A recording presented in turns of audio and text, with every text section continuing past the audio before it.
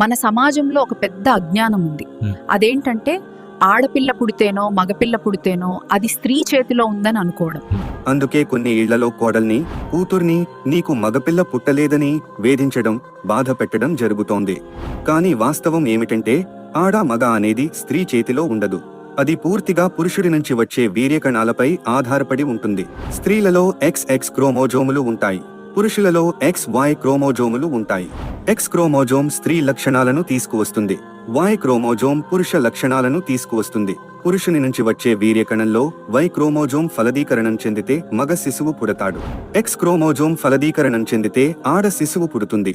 అంటే పుట్టబోయేది ఆడ లేక మగ అనేది పూర్తిగా పురుషుని వీర్యకణాలపై ఆధారపడి ఉంటుంది. ఇందులో స్త్రీ పాత్ర ఏమాత్రం ఉండదని నేటి సైన్స్ స్పష్టంగా చెబుతోంది. కానీ ఈ సత్యాన్ని సైన్స్ కనుగొనేందుకు ముందే 1400 సంవత్సరాల క్రితమే సృష్టికర్త అల్లాహ్ తన దైవ